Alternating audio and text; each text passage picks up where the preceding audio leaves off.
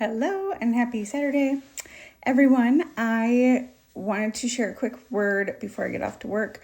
I was having a discussion with a friend last night about forgiveness, about self-forgiveness, about forgiving self. And I think a lot of people really, really struggle with this. I really, really, really struggle with this. I struggle with the mom guilt. I struggle with all that.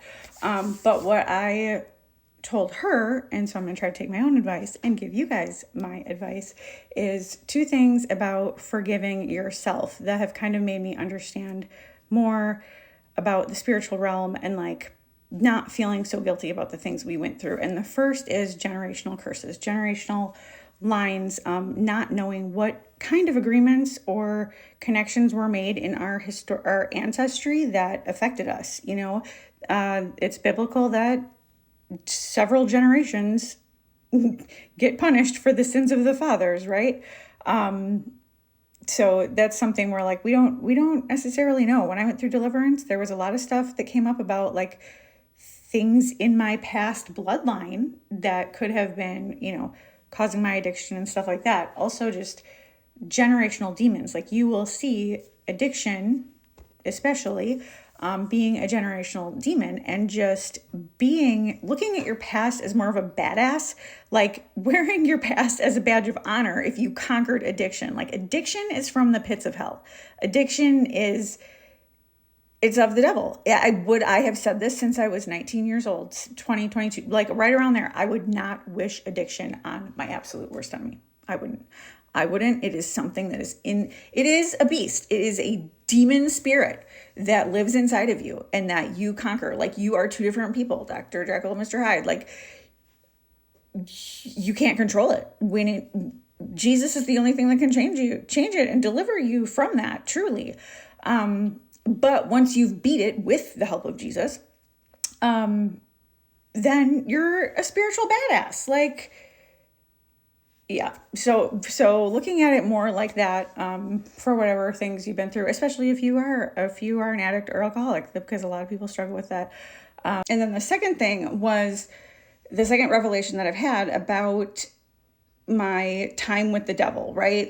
I always viewed it as I strayed. I went away. I, made the wrong choices in college, which I did. I absolutely did. Had my faith been stronger, I told someone else, sorry, this is going to get weird. I told someone else, their child is 26, recently, that if I was that age again, if I could give myself advice at that age again, it would be just read your Bible absolutely every single day and stay on God's path for your life, because now I can completely discern, the two paths in all the spaces. But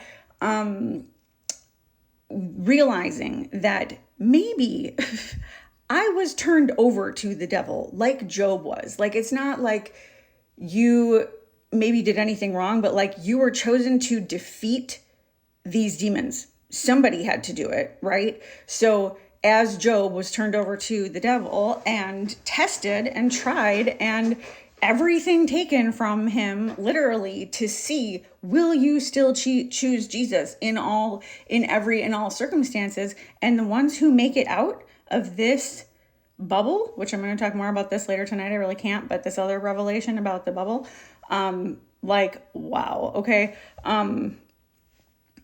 Realizing you've been turned over to the devil to defeat the devil so that you can become a higher being that has come to this earth, conquered sin and the devil, and then, being redeemed by Jesus Christ and choosing Jesus Christ in that. So, if you're in that season where everything is being stripped from you and you're like, did I do anything wrong?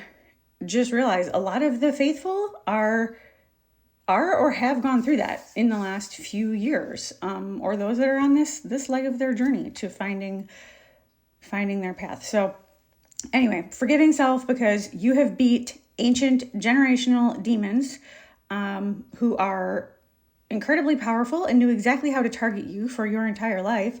And then 2 is realizing that maybe you didn't make the wrong choices.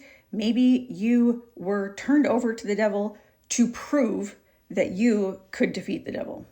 And you're a spiritual gangster. All right. Bye, guys.